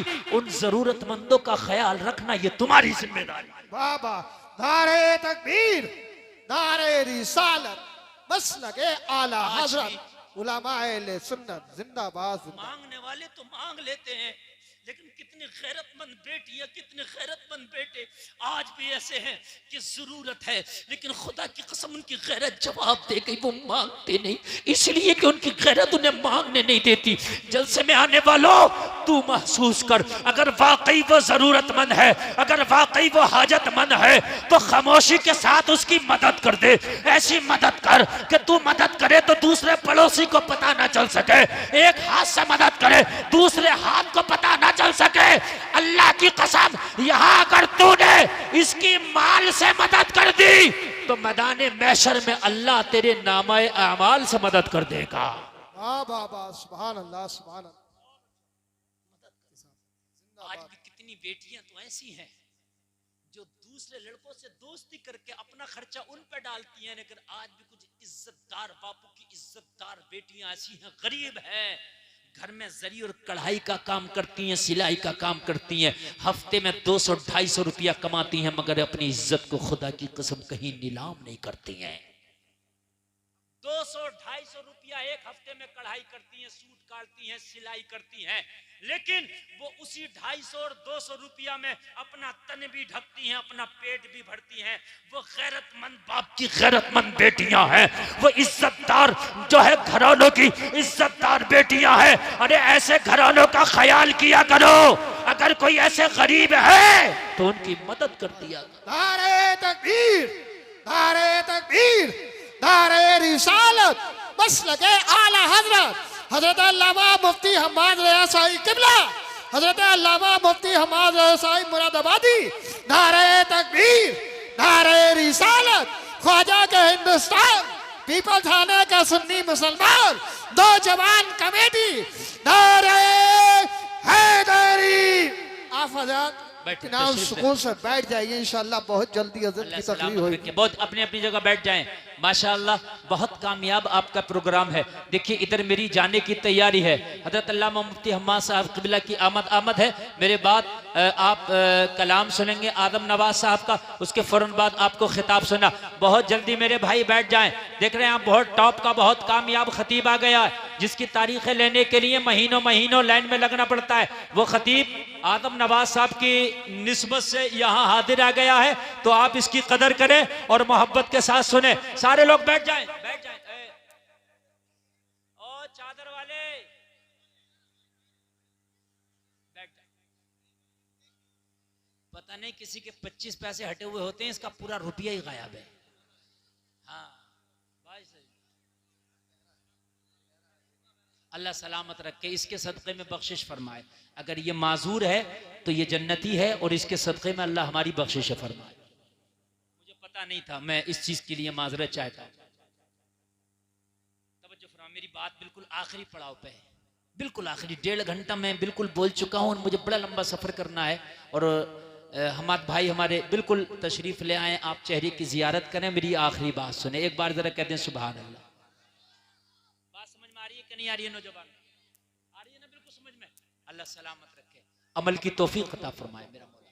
बस आखिरी बात सुने, आखिरी बात सुने। कहने लगी अब मेरे बच्चों ने जो मुझसे डिमांड की है तो मैं इस गोश्त को लेके जाऊंगी, इस पट्ठों को, इस गुदूद को। जो खराब गोश्त होता है या तो गुदूद होते हैं या पट्ठे होते हैं, आप जानते हैं, है? वो खराब होते हैं ना, मैं इनको लेके जाऊंगी। जब मैंने हाथ फैला ना सकी, किसी से मांग ना सकी, गोश्त लेके जाना था, क्या करती? दुकान पे आई तो इससे भी मांगने की हिम्मत ना पड़ी। तो अंदर से मेरा ज़मीर बोला ये जो फेंक रहा है इसे कुत्ते भी खाते हैं कि नहीं खाते हैं? जब कुत्ते खा के नहीं मरते तो तेरे बच्चे भी नहीं मरेंगे। इसको ले जा, इसको पका के खिला देना, तेरे बच्चों की कम से कम भूख खत्म हो जाएगी, तेरे बच्चों का तड़पना खत्म हो जाएगा। जलसे में आने वालों, उसी को ना दिया करो जो मांग लेता है, उसके बाद ख्याल किया करो जो मांग नहीं सकता। गैरतमंद है, बैठा है, खामोशी से मदद करो उसकी। और ये मदद ऐसी है, अल्लाह की कसम, मैदान महशर में तेरे लिए बख्शिश का जरिया बने। तो पता ही समीर ने क्या जवाब दिया? कहने लगा बहन इसको फेंक दे। ठीक है, तेरी सोच ठीक थी, जितने गोश्त तुझको लगे वो ले ले, अभी मैं पेमेंट कर देता हूं। फिर भी मना कर दिया, नहीं लूंगी। कहा क्यों? तेरे पास पैसा नहीं है इसलिए गुदूद और पट्ठे वाला गोश्त उठाया, और जब मैं रकम देने के लिए तैयार हूं तो फिर भी मना करती है। कहने लगी मेरे बच्चों ने अभी तक अच्छा गोश्त खाया नहीं है, आज पट्ठे भून के खिला दूंगी, कल मांगेंगे तो फिर ले जाकर खिला दूंगी, लेकिन आज तूने अच्छा गोश्त अगर दिला दिया, बच्चों ने खा लिया, पहचान जाएंगे गोश्त ये होता है। अगर कल मेरे बच्चों ने डिमांड करी तो मैं कहां से खिलाऊंगी? अभी तक तो मेरे बच्चों ने खाया नहीं है तो उन्हें पहचान भी नहीं है अच्छा क्या है और बुरा क्या है। भाई आपने कभी जिंदगी में गुलाब जामुन नहीं खाया हो तो अगर गुलाब जामुन की जगह आपको कोई और मिठाई देके कह दिया जाए यही गुलाब जामुन आप खा लोगे, इसलिए नहीं खाया, लेकिन जब एक बार खा लोगे तो जायका भी पता चल जाएगा, और उसका कलर कैसा होता है, उसकी शक्ल कैसी होती है, ये भी पता चल जाएगा। कहने लगी मेरे बच्चों ने अच्छा गोश्त खाया नहीं, मैं पट्ठे ले जाके गुदूद ले जाके खिला दूंगी तो इसी में राजी हो जाएंगे, फिर रोएंगे तो फिर खिला दूंगी। लेकिन अगर आज तूने अच्छा गोश्त दिला भी दिया, अगर कल मांगने लगे तो फिर ये गुदूद नहीं खाएंगे, मुझे भीख मांगना पर मजबूर होना पड़ेगा, और मैं नहीं चाहती किसी के आगे अपना हाथ फैलाओ। यार क्या सोच है इस खातून। इसने सोचा डॉक्टर ने भी मेरी गिनती के दिन बता दिए और मेरी भी जिंदगी का क्या भरोसा। डॉक्टर ने तो बताया तो वो जिंदगी के आखिरी पड़ाव पे है। कहने लगा बहन तू परेशान ना हो। इसने भी अपने दिल को खोल दिया। बहन परेशान ना हो, आज भी ले जा, और जब जब तेरे बच्चे गोश्त की फरमाइश करे, तेरे घर में जरूरत महसूस हो, इसी दुकान पे आया करना, जरूरत के मुताबिक ले जाया करना। डॉक्टर ने मेरी जिंदगी तो चंद अय्याम बताए हैं, लेकिन जब तक मैं जिंदा रहूंगा हफ्ते के हफ्ते मैं हिसाब किया करूंगा, अगर मैं मर गया वसीयत कर दूंगा मेरे बच्चे तेरे गोश्त का हिसाब कर दिया करें। मेरे बच्चे तेरे गोश्त का हिसाब कर दिया करेंगे। और नबी फरमाते हैं सदका करो, सदके से बीमारियां टल जाए। आखिरी बात सुन ले जरा, ये गोश्त लेके गई, कहने लगी अब ठीक है, अब ठीक है, लेके गई। इसने भूना, बनाया, दस्तरखान लगाया, दस्तरखान सजा। गरीब बच्चे जिन्होंने कभी लोगों बर्तनों के बचे हुए खाने खाए थे, जिन्होंने हांडियों के बचे हुए खाने खाए थे, लोगों वो बच्चे जिन्होंने खुश खाने खाए थे, वो बच्चे कि जिन्होंने लजीज खाने कभी खा ना सके थे, आज जब भुना हुआ गोश्त इनको दस्तरखान पे नजर आया, भुना हुआ गोश्त जब हलक के नीचे उतरा और उस गोश्त की लज्जत इन गरीब बच्चों को महसूस हुई, बच्चे मुस्कुरा के कहने लगे माँ हम अल्लाह की बारगाह में दुआ करते हैं कि जिसने हमारे दस्तरखान पे ये लजीज ग़िज़ा का इंतजाम किया है, अल्लाह ताला उसकी जिंदगी में बहारें पैदा कर दे। बाबा नारे तकबीर, नारे रिसालत, बस लगे आला हजरत हजरत अल्लामा मुफ्ती गुलफाम रज़ा। अल्लाह ताला उसकी जिंदगी में बहारें पैदा कर दे। इधर रोजाना बच्चे गोश्त खा रहे हैं, दुआ कर रहे हैं, इधर दुआ हो रही है, उधर अल्लाह का करम हो रहा, बीमार की दवा हो रही। बहुत अच्छे। डॉक्टर ने जो 2-3 महीना बताया था मरने का टाइम के इतने दिन में मर जाएगा, वो जो 2-3 महीना आया, मरा तो नहीं, बिस्तर से सही होकर खड़ा हो गया। सब हैरत में पड़ गए, क्या हो गया? तुझे तो कोई हमने नुस्खा भी नहीं खिलाया, दवा भी नहीं खिलाया, तुझे क्या हो गया? कहने लगा बिल्कुल फिट हूँ, मेरा हार्ट भी सही काम कर रहा है, मेरा किडनी भी सही काम कर रहा है, अब मेरे अंदर की जो ताकत है वो भी ठीक है, मेरा सांस भी ठीक है। कहने लगा फिर हो कैसे गया? कहने लगा ये तो मैं भी हैरान हूँ कि ये ठीक हो कैसे गया। चलो चेकअप ना करा ले। चेकअप कराने के लिए अमेरिका के उसी डॉक्टर के पास गए जिसने चंद महीने पहले चेकअप करके कहा था ले जाओ। अच्छा, डॉक्टर के पास रोजाना सैकड़ों मरीज आते हैं तो सबका तो चेहरा याद नहीं रहता ना। हम रोजाना हजारों लोगों में बोल रहे हैं तो सबको तो हम नहीं पहचानेंगे। तो अब ये कई महीने के बाद जब पहुंचा डॉक्टर के साथ, मेरा इलाज होना है और साहब मेरा चेकअप कीजिए, तो डॉक्टर ने चेकअप कहा घर चले जाओ। तो कहा भाई तूने इसके अलावा अपनी डिग्री में कुछ सीखा कि नहीं सीखा? घर चले जाओ। 3 महीने पहले आया था तब भी घर चले जाओ, 3 महीने बाद आया तब भी घर चले जाओ। इसके अलावा तूने कुछ पढ़ा क्या नहीं पढ़ा? तो आगे बोला जो चाहो वो खाओ, जो चाहो वो पियो। कहा 3 महीने पहले भी यही बतलाया था। अच्छा, जब आदमी लाइलाज हो जाता है और डॉक्टर को ये लगे कि मर्ज इसका ऐसा हो गया कि दुनिया में कोई दवा भी से कारगर साबित नहीं होगी, तो डॉक्टर क्या कहता है? इसकी खिदमत कर लो, जो चाहे खिलाओ पिलाओ। ये कहता कि नहीं कहता है? या फिर बिल्कुल नॉर्मल हो तब कहता है जो चाहो खाओ पियो। तो डॉक्टर से कहा कि तूने अलावा अपनी डिग्री में 2 बातों के घर जाओ, जो चाहो खाओ पियो, कुछ सीखा कि नहीं सीखा? कहा क्या मतलब? कहा 3 महीने पहले भी कहा था घर जाओ, जो चाहे खाओ, जो चाहो पिलाओ, और अब भी कह रहा घर जाओ, जो चाहे खाओ, जो चाहे पियो। तो कहने लगा 3 महीने का तो पता नहीं, मगर अब का पता है। 3 महीने का उसको याद थोड़ी है, डिग्री पूछ के उसमें रिपोर्ट में क्या आया था? तो कहा अब का क्या है?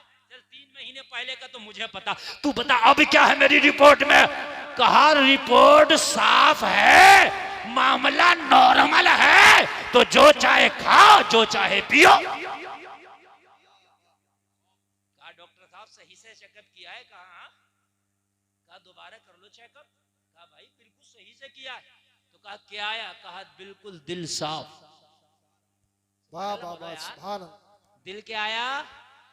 हार्ट साफ। इसने कहा नहीं साफ नहीं है, सुराख है। कहा नहीं बिल्कुल साफ है। कहा नहीं सुराख है। कहा साफ है।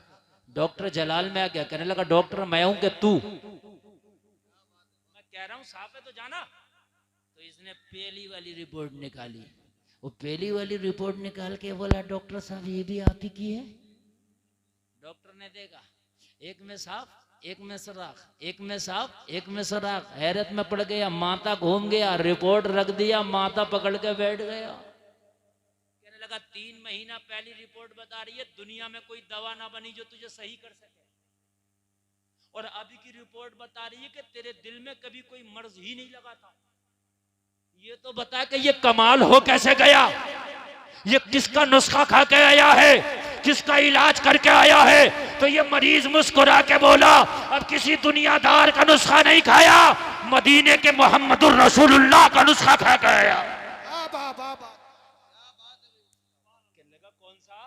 कहने लगा मेरे नबी फरमाते हैं सदका करो बीमारी टल जाएगी। मैंने गरीब खातून के बच्चों के खाने का क्या इंतजाम किया, उसी दिन से दिन ब दिन मुझे सेहत में इजाफा होने लगा। और एक दिन ऐसा हुआ कि मैंने सही महसूस किया, और आज मैं ही सही महसूस नहीं कर रहा हूं, तेरी रिपोर्ट भी सही बता रही है, तू भी सही बता रहा है, जमाना मुझे सही बता रहा है। तो डॉक्टर कह रहा था दुनिया की सारी हिकमत मोहम्मदुर रसूलुल्लाह के एक हुक्म के सामने फेल है। जहां से दुनिया की पावर खत्म होती है, वहां से मदीने वाले की पावर शुरू होती है। नारे तकबीर, नारे रिसालत, नारे रिसालत, बस लगे आला हजरत, उलमाए सुन्नत, जिंदाबाद जिंदाबाद। डॉक्टर कहने लगा आज मुझे भी भरोसा हो गया, आज मुझे भी यकीन हो गया, डॉक्टरी सब कुछ नहीं है, हिकमत सब कुछ नहीं है। जहां पर डॉक्टरी जवाब दे जाए, जहां पर हिकमत जवाब दे जाए, जहां पर नुस्खे जवाब दे जाए, जहां पर दवाइयां जवाब दे जाए, वहां कोई ताकत है जो वो काम आती है, और वो ताकत है मदीने वाले मुस्तफा की ताकत। तभी तो बरेली से आवाज आई थी। क्या आवाज आई? जलसा में आने वालों, आला हजरत बोले थे जिसके तलवे का धोबन है आबे हयात है वो जाने मसीहा हमारा नहीं। वाह वाह वाह, सुभान अल्लाह सुभान अल्लाह। अल्लाह ताला हमें शरीयत मुस्तफा पे अमल की तौफीक अता फरमाए। लोगों, मुस्तफा की जिंदगी हमारे लिए बेहतरीन नमूना अमल है। लोगों, नबी के लाइफ स्टाइल को अपनाओ, नबी के तर्ज जिंदगी को अपनाओ, नबी की जिंदगी के तरीके को अपनाओ, मुस्तफा की सुन्नतों को सीख लो। इंशाअल्लाह जिंदगी में बहारें आ जाएंगी, इंशाअल्लाह जिंदगी में आसानियां पैदा हो जाएंगी। मेरा मौला कहने सुनने में कोई खता हुई तौबा करता हूँ, माफ फरमाए। कलमा शरीफ पढ़ें, ला इलाहा इल्लल्लाह मुहम्मदुर रसूलुल्लाह। इस्लाम जिंदाबाद, व मा अलैना इल्लल बलाग।